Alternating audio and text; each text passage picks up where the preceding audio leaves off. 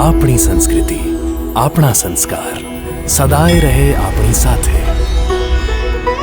ભારતના મહાન ગ્રંથો અને કવિતાઓનો સંપૂર્ણ સંગ્રહ. સબસ્ક્રાઇબ કરો તિલક.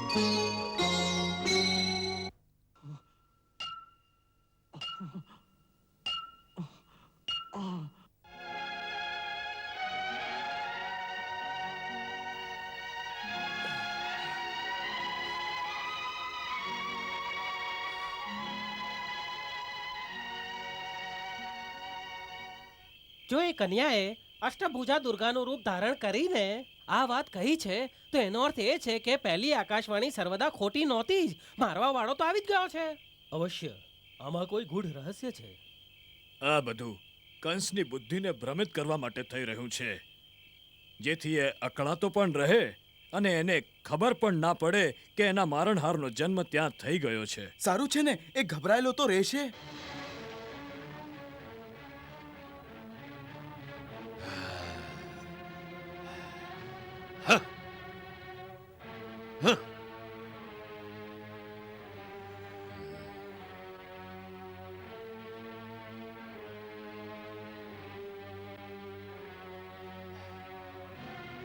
એક આકાશવાણી ખોટી હોઈ શકે, બીજી આકાશવાણી ખોટી ન હોઈ શકે. મેં સ્વયં એ બાલિકાને આકાશમાં અષ્ટભુજા રૂપ ધારણ કરતા જોઈ છે, અને એણે જ મને ચેતવણી આપી છે કે જે મને મારવા વાળો છે એ જન્મ લઈ ચૂક્યો છે. એનો અર્થ એ છે કે પહેલી આકાશવાણી પણ સાચી હતી, અને આનો એ પણ અર્થ છે કે અવશ્ય અમારી સાથે કોઈ છળ કરાયું છે. અન્યથા 8મા ગર્ભમાં કન્યા કેવી રીતે આવી શકે? અને જો અમારી સાથે છળ કરાયું હશે તો આ છળમાં અવશ્ય અમારા કોઈ માણસે સહાયતા કરી હશે. અતઃ સર્વપ્રથમ અમારી આજ્ઞા છે કે કન્યા જન્મની એ રાત્રે જે પણ કારાગારમાં પહેરેદાર હતા એ બધાને આજે જ હાથીના પગ નીચે આખી પ્રજાની સામે કચડાવી નાખવામાં આવે, જેથી અમારા સમસ્ત સેવકોને એ જ્ઞાન થઈ જાય કે મહારાજ કંસની સાથે વિશ્વાસઘાત કરવાનો શું ફળ મળે છે. મહાબલી ધેનુક, જી મહારાજ, આ કાર્ય તમારે આજે જ સંપન્ન કરવું પડશે. જેવી આજ્ઞા.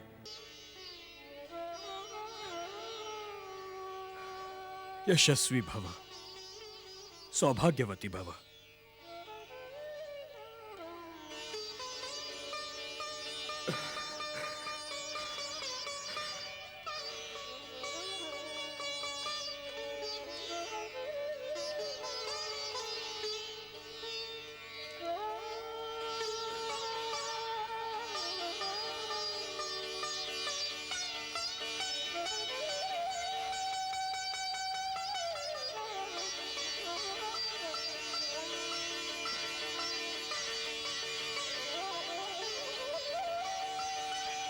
વસુદેવ, તારા જેવો પુત્ર અને દેવકી જેવી પુત્રવધુ પામીને અમે ધન્ય થઈ ગયા. તારા કારણે અમારું ગૌરવ વધ્યું. આવી ઘોર વિપત્તિને તે જે ધૈર્ય અને ગરિમાથી સહન કરી છે એ પ્રશંસનીય છે. પોતાના ધર્મ પર દ્રઢ રહીને તે તારા સંતાનની બલિ દઈને પણ પોતાના સત્ય વચનનું જે રીતે પાલન કર્યું છે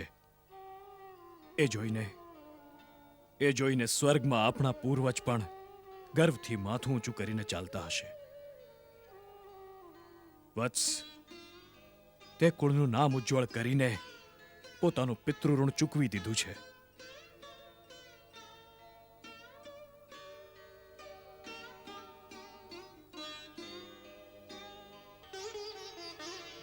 પુત્રી દેવકી, જે માતાના 6 પુત્રોની હત્યા એની આંખોની સામે જ થઈ હોય,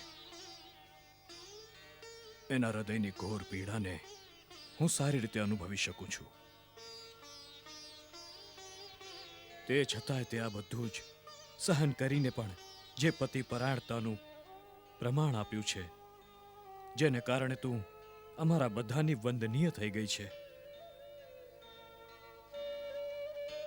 પુત્રી, અમે તારા સુધી નહોતા પહોંચી શકતા, પરંતુ અમારું હૃદય ત્યાં જ હતું, એ જ કારાવાસમાં. અમે મનથી તારું દુઃખ વહેંચી લેતા અને અમે ઈશ્વરને આ જ પ્રાર્થના કર્યા કરતા કે પ્રભુ એમને આ બધું સહેવાની શક્તિ આપો. હું જાણતી હતી કે તમે અવશ્ય પ્રાર્થના કરતા હશો, કેમ કે જ્યારે જ્યારે હું આપનું ધ્યાન ધરતી ત્યારે મને એવું લાગતું હતું જાણે મારા મનને કોઈ સન્માન મળી રહ્યો છે. ત્યારે મારું ધૈર્ય વધુ દ્રઢ થઈ જતું. આ આપના જ આશીર્વાદનું જ ફળ છે કે અગ્નિ પરીક્ષામાંથી નીકળીને જીવતા જીવત આપના શ્રી ચરણો સુધી આવી પહોંચી છું.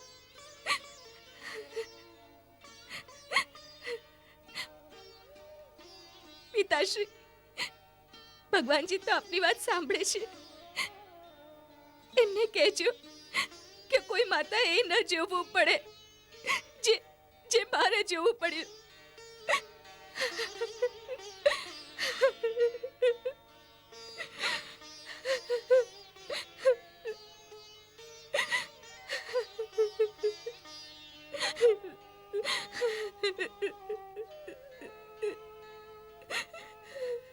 એક વાત સમજાતી નથી અમને કે જે તારણહારના આવવાની વાત આકાશવાણીએ કહી હતી અને જેના આવવાની આશાએ કંસના અત્યાચારો સહેવાની શક્તિ આપી, એ અષ્ટમ ગર્ભમાં કેમ ના આવ્યો? મહારાજ, આ જ પ્રશ્ન પ્રજાના મનમાં વારંવાર ઉદ્ભવે છે, પરંતુ એની સાથે જ પેલા અષ્ટમ ગર્ભથી જન્મેલી એ બાલિકાના ચમત્કારની વાતો સાંભળે છે તો એમ લાગે છે કે એની પાછળ દૈવી શક્તિઓની કોઈ પૂર્વ યોજના બની છે. એનું સમાધાન આપણે સંસારી લોકો ન કરી શકીએ. આનું રહસ્ય ગુરુદેવ મહર્ષિ ગર્ગ જ કહી શકે. જેમ એમણે મને આ રહસ્ય જણાવ્યું હતું કે 7મા બાળકના સમયે ભાભીને ગર્ભપાત કેમ થઈ ગયો હતો, રહસ્ય? કેવું રહસ્ય? કુમાર વસુદેવ, હું કારાવાસમાં આપને આની સૂચના આપવાનો હતો, તો પછી? પરંતુ એ સમયે એમણે મને આપને જણાવવાની મનાઈ કરી હતી. પરંતુ કેમ? એમણે કહ્યું હતું કે ઉચિત સમય આવશે ત્યારે તેઓ આપને બધું જ જણાવી દેશે. મને વિશ્વાસ છે કે પ્રાતઃ જ્યારે આપણે એમના દર્શન માટે જઈશું ત્યારે તેઓ આપણે બધું જ જણાવી દેશે. હું તો એટલું જ કહી શકું છું કે ગર્ભપાત નહોતો, એક દૈવી ચમત્કાર હતો.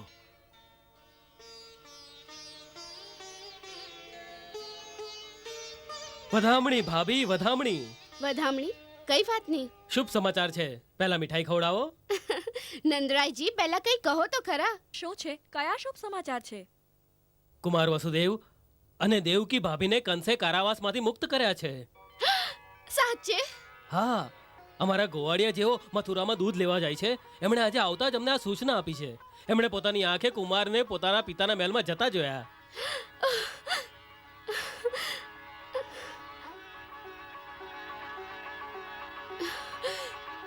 પ્રભુ, તારો કોટી કોટી ધન્યવાદ, કોટી કોટી ધન્યવાદ. આ સર્વ દેવી માતાની કૃપા છે. હે દેવી માતા, હું તારા નામે 100 ગાયો દાન કરવાનો સંકલ્પ કરું છું.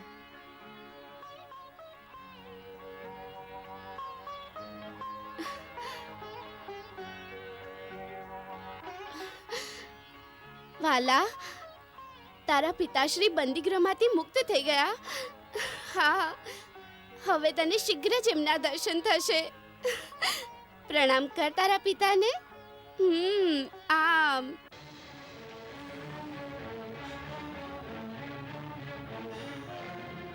કલંબ, કેશી, અરિષ્ટ અને ચાણૂર, જી મહારાજ. દેવીના કથનથી આ વાત સિદ્ધ થઈ ચૂકી છે કે દેવતાઓએ અમને મારવા કોઈ યોજના બનાવી છે. અમારા ગુપ્તચરોનું કહેવું છે કે આખા નગરમાં આ જ વાતની ચર્ચા છે કે અમને મારવા વાળો જન્મ લઈ ચૂક્યો છે. અમારા શત્રુઓએ જ આ વાતને ફેલાવી હશે. તેઓ સમજે છે કે આ વાતથી હું ભયભીત થઈ જઈશ, કિંતુ તેઓ એ નથી જાણતા કે સંકટ સમયે આવે કંસની શક્તિ બમણી થઈ જાય છે. આ બધા દેવતા અમારી વીરતાથી સંતપ્ત છે, પરંતુ અમે એમને ક્યાંય નથી કરતા. દેવતાઓનો રાજા ઇન્દ્ર અલ્પવીર્ય છે. બાકી રહ્યા 3. એક તો તપસ્વી બ્રહ્મા, બીજો વનવાસી શિવ અને ત્રીજો માયાવી વિષ્ણુ. આમાંથી કોઈ પણ સમરભૂમિમાં મારી સામે આવીને મારી સાથે યુદ્ધ કરવાની ક્ષમતા નથી રાખતા. એમનાથી ડરવાની આપણે કોઈ આવશ્યકતા નથી. તે છતાં રાજનીતિ એ કહે છે કે શત્રુ ભલે નિર્બળ કેમ ન હોય, એની ઉપેક્ષા ન કરવી જોઈએ. આપણે એને જડથી ઉખાડીને ફેંકી દેવો જોઈએ. આપ ખરેખર સત્ય કહો છો મહારાજ. શત્રુની ઉપેક્ષા કદાપી ન કરવી જોઈએ.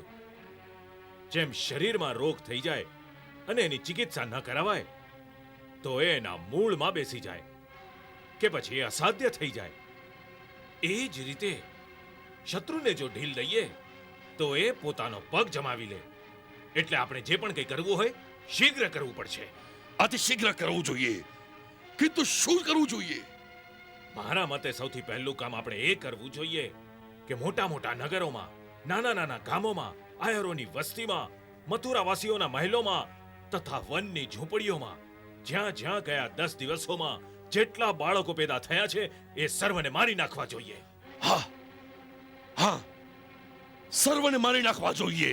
10 દિવસના ચક્કરમાં ના પડો ચાણૂરજી. મારું તો કહેવું છે છેલ્લા 2 મહિનામાં જેટલા બાળકોએ જન્મ લીધો છે એ સર્વને મારી નાખો. હા, આ પણ ઠીક છે. સાંભળો તમે સેનાપતિ, અમારા રાજ્યમાં 2 મહિનાથી ઓછી આયુ વાળું કોઈ પણ બાળક જીવિત ન રહેવું જોઈએ. જેવી આજ્ઞા મહારાજ.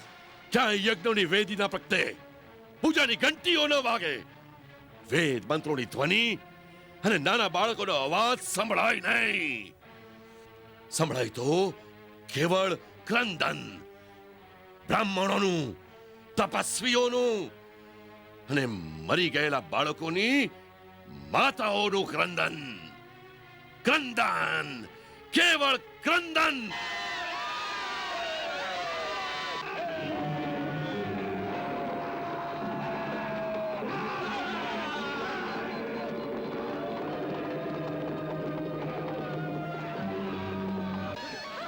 નહીં નહીં, મારા બાળકને ના લઈ જાઓ. ના, છોડી દો મને. મારા બાળકને ના લઈ જાઓ. એને ના.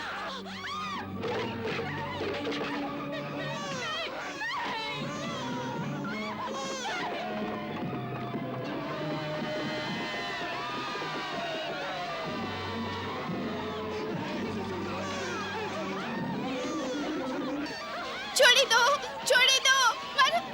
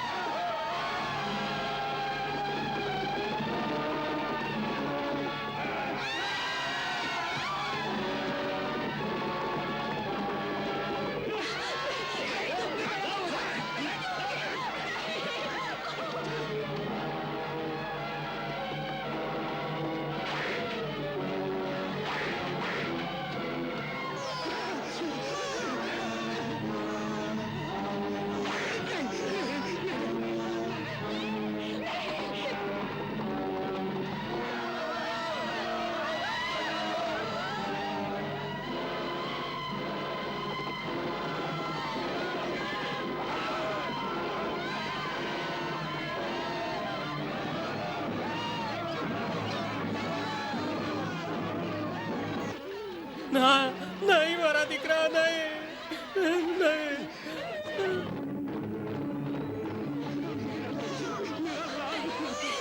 ભગવાન, ભગવાન તારી રક્ષા કરે.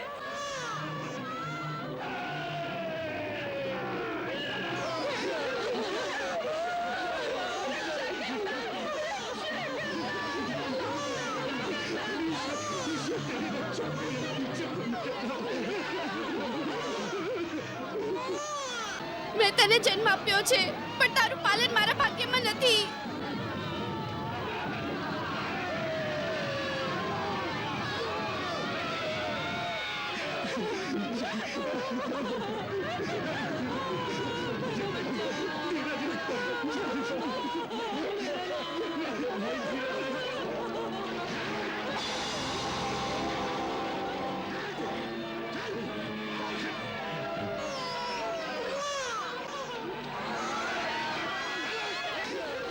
જા, જા મારા દીકરા, જા.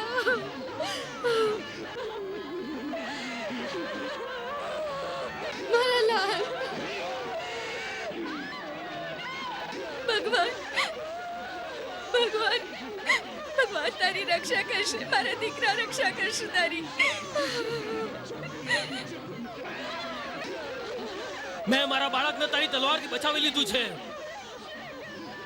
અને નદીમાં વહેતો જઈ કોઈ સારા માણસના હાથમાં આવી જશે, એ બચી જશે. હવે ભલે તું મને મારી નાખ.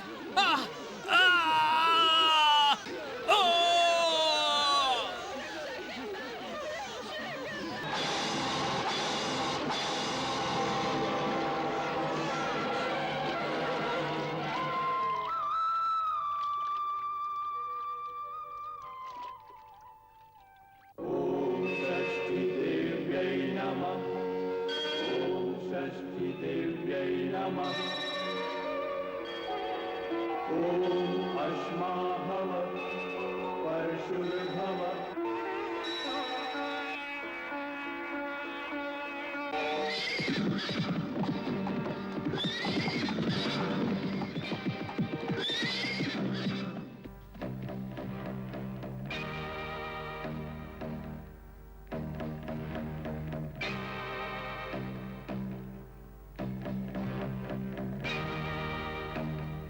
ગોકુળના રહેવાસી છો? હા ગયા 10-15 દિવસમાં ત્યાં કોઈ બાળક તો પેદા નથી થયું ને? હા થયું છે. ક્યારે? લગભગ 6 દિવસ થયા. સાંભળો, આ મંદિરની ઘંટીઓ સંભળાય છે. આજે એની છઠ્ઠીની પૂજા છે. એમ? આજે છઠ્ઠીની પૂજા? તો છઠ્ઠીનું દૂધ જ એનું અંતિમ ભોજન છે. આવો, એનો ખેલ ખતમ કરો. આ શું કહો છો? તે સાંભળ્યું નથી? મહારાજની આજ્ઞા છે કે આ રાજ્યમાં પેદા થવાવાળા દરેક નવજાત શિશુની હત્યા કરી દેવી. શું કહ્યું? બાળકોની હત્યા કરવા આવ્યા છો? એ પણ અમારા ગોકુળના રાજકુમારની. જો આવી વાત કરશો તો અહીંથી જીવતા નહીં જઈ શકો. ચાલો ચાલો, મારો ચાલો, મારો મારો, મારો મારો, મારો ભાગો મારો મારો બધાને રાજકુમારની અહીંયા હત્યા. આવો છો. હા, બાળકોની હત્યા કરવા મારો બાળકોની હત્યા કરો. મારો અરે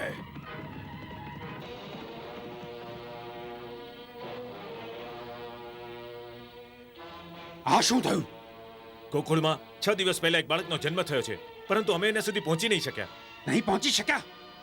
કેમ? ગામવાળાઓએ અમને ઘેરી લીધા, અમને આગળ નહીં વધવા દીધા. તમારા હાથમાં તલવાર શાને માટે છે? પરંતુ એમના હાથમાં પથ્થર હતા જે દૂરથી ફેંકી શકાય છે. આ જુઓ પરિણામ. એમનું આટલું સાહસ! ચાલો, અમે સ્વયં આવીએ છીએ.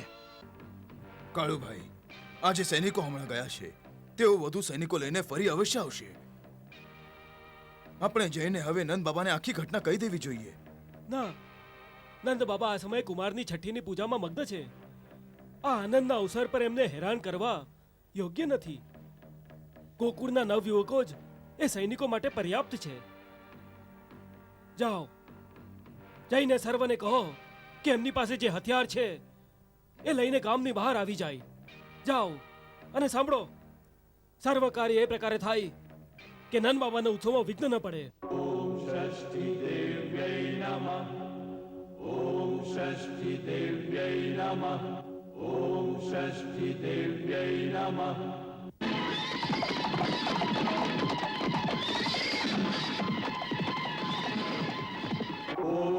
अश्माभव परशुर्भव हिरण्यमस्त्रुतं भव वेदो वै पुत्र नामासि सजीव शरदः शतम्.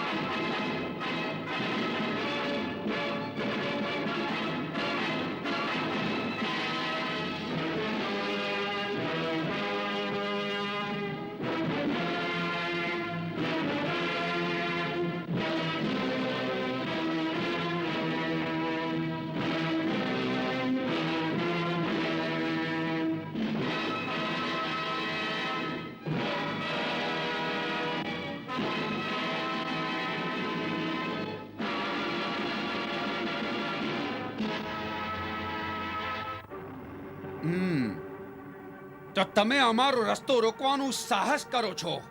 અવશ્ય. જે કોઈ અમારી વસ્તીમાં અત્યાચાર કરવા આવશે એનો રસ્તો રોકવો અમારો ધર્મ છે. એનું પરિણામ ઘણું ભયાનક આવી શકે છે. પરિણામની આશંકાથી અમે અમારો ધર્મ ન છોડીએ. કોઈ ભયાનક પરિણામનો દર દેખાડતા પહેલા પોતાના પરિણામ પર વિચાર કરી લો. ગોકુળના જો કોઈ પણ બાળકની તરફ તમે આંખ ઉઠાવીને જોયું છે ને, તો તમારી આંખો કાઢી લઈશું.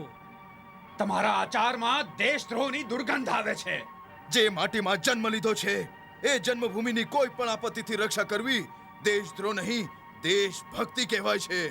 પરંતુ મહારાજ, કંસની આજ્ઞાની અવહેલના કરવી દેશદ્રોહ પણ છે ને રાજદ્રોહ પણ. અરે તમારા મહારાજ હશે કંસ, અમારા મહારાજ તો નંદરાયજી છે. અમે એમની જ આજ્ઞાનું પાલન કરીએ છીએ અને એ જ અમારી રાજભક્તિ છે. અને જે નવજાત બાળકનો વધ કરવા તમે ગોકુળ આવ્યા છો એ અમારા રાજા નંદરાયજીનો પુત્ર છે. તમે પોતાની ઈચ્છાથી નથી આવ્યા, તમે કંસની આજ્ઞાને આધીન છો. એટલે તમારી વિવશતા પર દયા કરીને અમે તમને જીવિત છોડી રહ્યા છીએ. પરંતુ તમારા રાજાને જઈને કહી દેજો કે ગોકુળના ગોવાળિયાઓએ ચૂડલા નથી પહેરી રાખ્યા. જો ફરીથી એણે પોતાના સૈનિકોને અહીં મોકલ્યા છે તો અમે એમના ટુકડે ટુકડા કરીને યમુનામાં વહાવી દઈશું.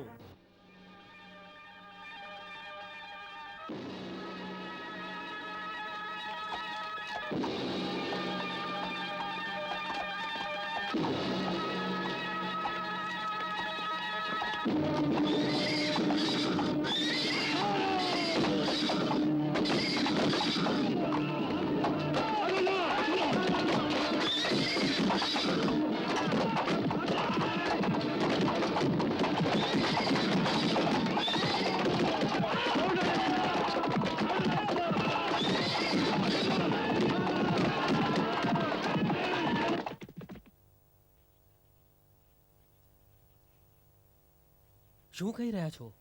સેનાને ભગાવી દીધી? એ જશોદા કાકીના લાલાને માંગતા હતા. કેમ? કેમ કે તેઓ એનો વધ કરવા માંગતા હતા. લાલા, એ સૈનિકો એવું કેમ કહેતા હતા? કેમ કે એમના રાજાએ આજ્ઞા આપી હતી કે છેલ્લા મહિનામાં જેટલા બાળકો પેદા થયા છે એમને મારી નાખવામાં આવે.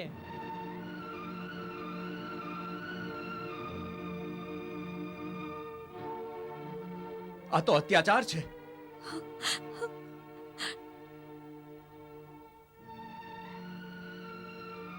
વાસ્તવમાં એ દેવકીના અષ્ટમ સંતાનની પ્રતીક્ષામાં હતો અને ત્યાં જન્મી કન્યા.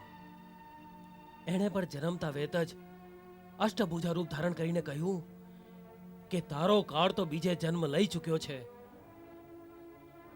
એથી કંસ સંછેડાઈ ગયો છે અને એટલે દરેક નવજાત શિશુની હત્યા કરવા ગાંડો થયો છે. હવે હવે આપણા લાલ પર એના સૈનિકોની દ્રષ્ટિ પડી ગઈ છે. મને અને મારા પુત્રને કોઈ બીજા રાજ્યમાં મોકલી આપો. હું હવે અહીંયા નહીં રહું. જશોદા કાકી, અમારું અપમાન ન કરો. કંસના હાથ ભલે લાંબા હોય પણ અમે છે ત્યાં સુધી એ ગોકુળના રાજકુમાર સુધી નહીં પહોંચી શકે. એ આખા ગોકુળને ઉજાડી નાખશે. એ પરમ શક્તિશાળી છે. નહીં જશોદા, નહીં. એ પરમ શક્તિશાળી નથી. એક આતતાઈ શક્તિશાળી હોઈ શકે છે, પરંતુ પરમ શક્તિશાળી તો કેવળ ધર્મ છે. અને ધર્મ જેની સાથે છે, જીત એની જ થાય છે. આમ પણ ગોકુળ પર આંખ ઊંચી કરતા પહેલા એણે 100 વાર વિચારવું પડશે. આજે આપણા ગોવાળોએ એને યોગ્ય સમય પર ચેતવણી આપી છે.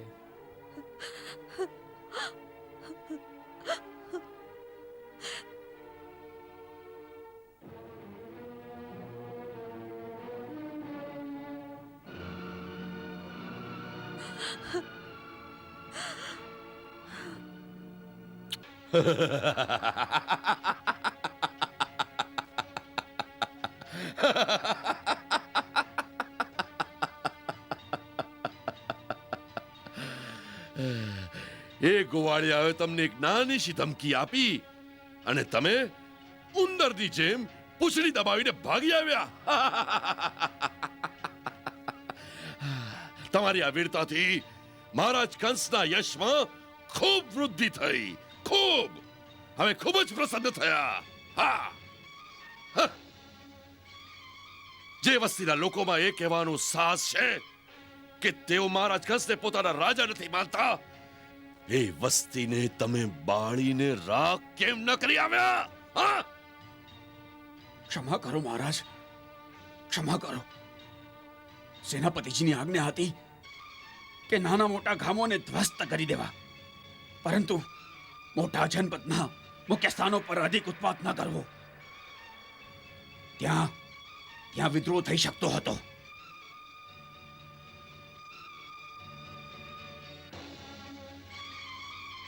શું આ સત્ય છે સેનાપતિ? જી મહારાજ, મહામંત્રીની આ જ આજ્ઞા હતી. ક્ષમા કરો મહારાજ, આ મત કેવળ મારો જ નહીં, સર્વ સભાસદોનો છે. હા હા, કંસના સભાસદોને આ અધિકાર ક્યારથી મળી ગયો કે તેઓ કંસની આજ્ઞાની અવહેલના કરી શકે? હા,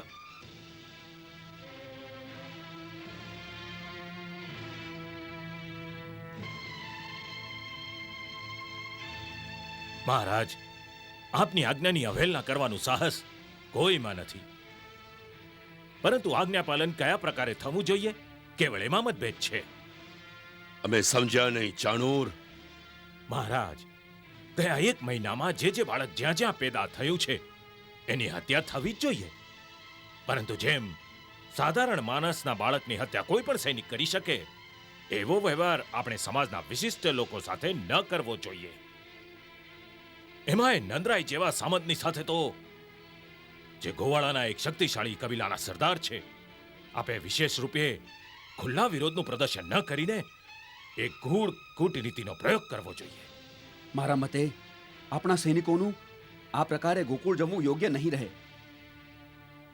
કેમ કે જો એમના મનમાં કોઈ સંશય આવી ગયો તો આપ જાણો છો, તેઓ પાંચાલ નરેશની પણ સહાયતા માંગી શકે છે.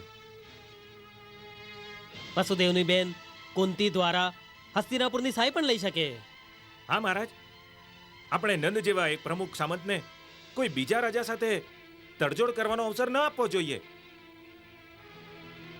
આમ પણ બાળ હત્યાઓને કારણે આ સમયે આખા રાજ્યનું વાતાવરણ શોકિત છે.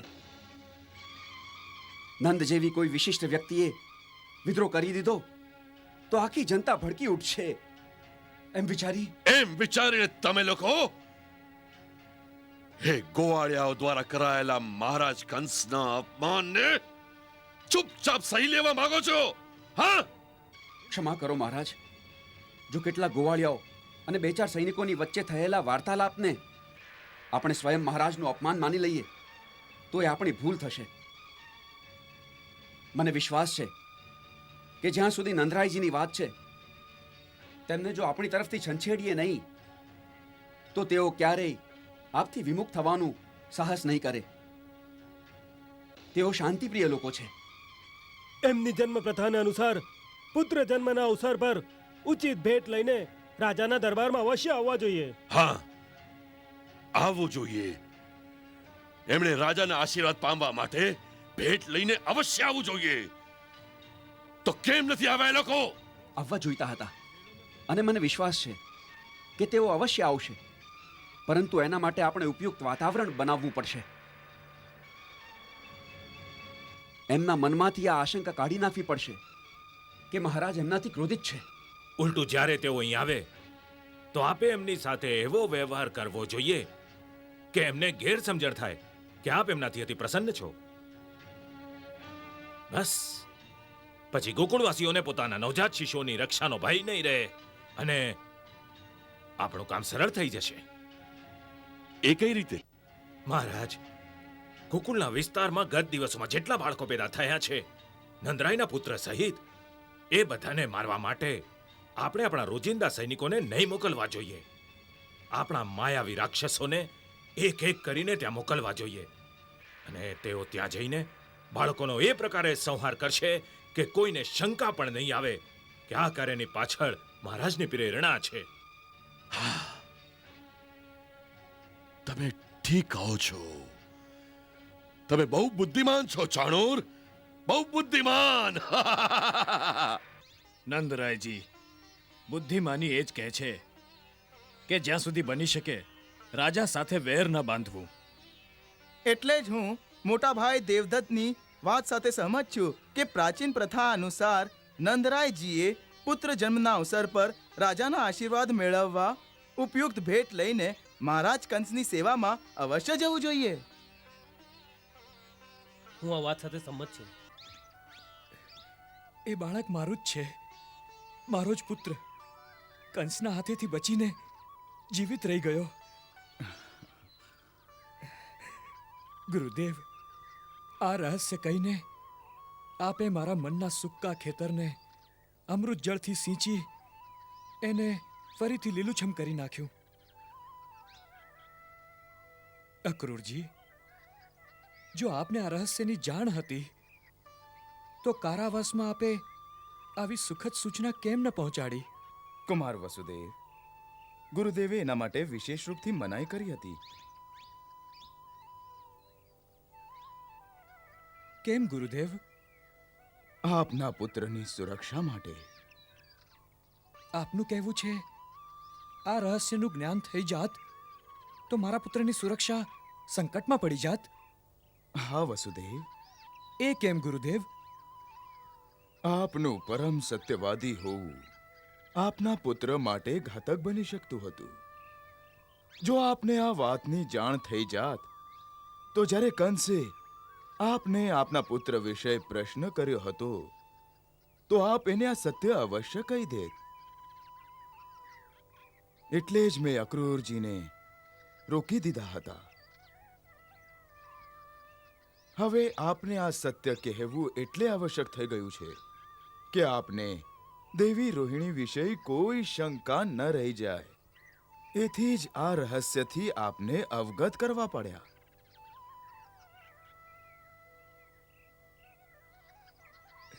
ગુરુદેવ, આપે મારા જ કારણે મારા પુત્રને વિનાશથી બચાવી લીધો. એ માટે આપનો કોટી કોટી ધન્યવાદ ગુરુદેવ, કોટી કોટી ધન્યવાદ. આ જ પ્રકારે કેટલાક બીજા ગૂઢ રહસ્યો છે જેમને યોગ માયાએ આપના સ્મૃતિ પટલ પરથી થોડા સમય માટે ભૂસી નાખ્યા છે. પણ કોઈ ચિંતા ન કરતા. ઉચિત સમય આવતા જ આ સર્વ રહસ્યનું અનાવરણ સ્વયં જ થઈ જશે. ત્યાં સુધીનો મારો આપને એ જ આદેશ છે કે આપ જેટલું જાણો છો યથાસંભવ એની ચર્ચા પોતાને જીવવાથી ક્યારે ન કરશો. આમાં જ સર્વનું કલ્યાણ છે.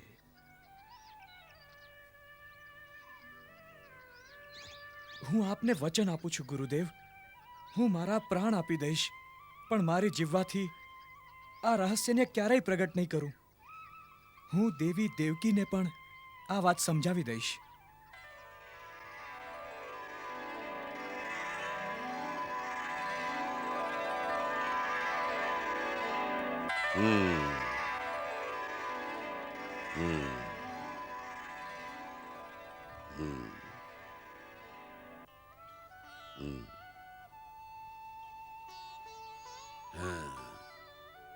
સુંદર, અતિ સુંદર. અમે બહુ પ્રસન્ન થયા અને આપની ભેટ સ્વીકાર કરીએ છીએ. નંદરાયજી, આપના ઘરે પુત્ર જન્મના સમાચાર સાંભળી અમારું હૃદય ગદગદ થઈ ગયું હતું. નંદરાયજી, બાળકનો જન્મ ક્યારે થયો હતો? અષ્ટમીની રાત્રે.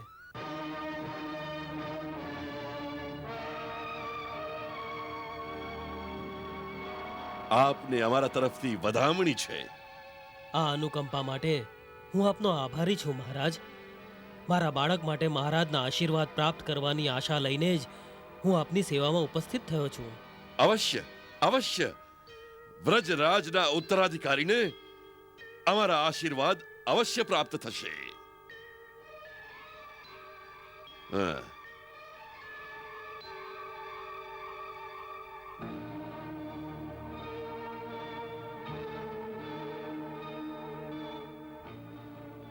એ નંદનંદન માટે મથુરા નરેશના આશીર્વાદ પ્રતીક આ ભેટ સોગાદ સ્વીકાર કરો.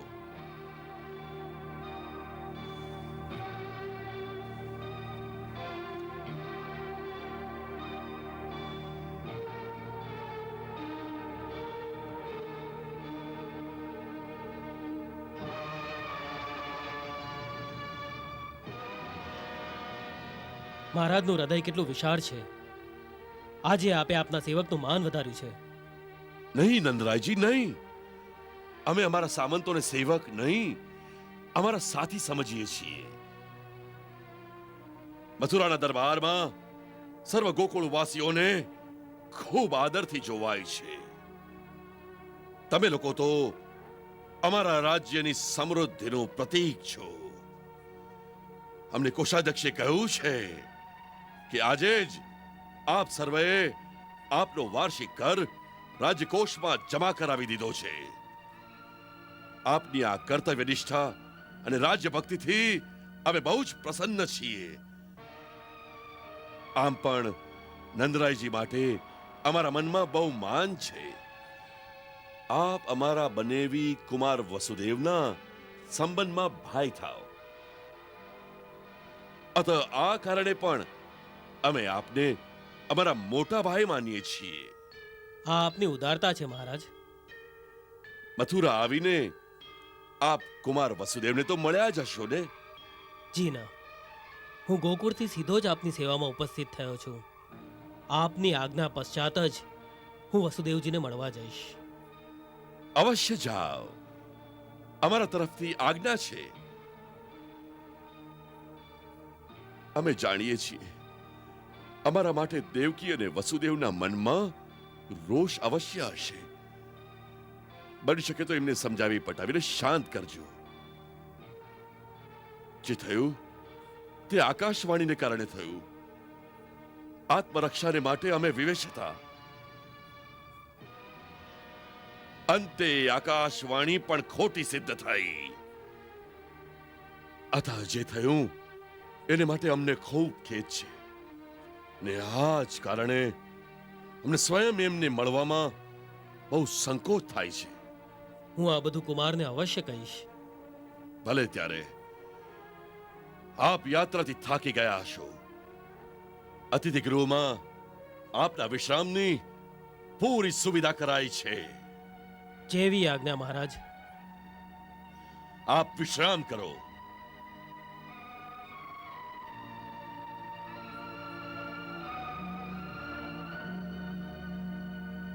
વાહ મહારાજ વાહ, અતિ સુંદર. આપે એમને પૂર્ણ રીતે આશ્વસ્ત કરી દીધા. છાણુર, તમે એક વાત પર ધ્યાન આપ્યું? કઈ વાત પર મહારાજ? નંદના ઘરે આ પુત્ર એ જ રાત્રે જન્મ્યો જે રાત્રે કારાવાસમાં દેવકીના ગર્ભથી એક કન્યાએ જન્મ લીધો હતો. એ રાત બહુ મહત્વની રાત છે. જે નંદના ઘરે સંતાન થવાની કોઈ આશા જ નહોતી, એ જ રાતે એ નંદના ઘરમાં એક પુત્રનો જન્મ થાય છે. અને એ જ રાતે દેવકીના ખોળામાં જે કન્યા મળે છે એ માનવી નથી હોતી. હાથેથી છૂટતા જ એણે પોતાનું ખરું રૂપ ધારણ કર્યું અને એણે પણ એ જ કહ્યું કે તને મારવા વાળો જન્મ લઈ ચૂક્યો છે. ચાણૂર, અમને પૂર્ણ વિશ્વાસ છે કે આ એ જ બાળક છે જેણે દેવકીના અષ્ટમ ગર્ભથી જન્મ લીધો.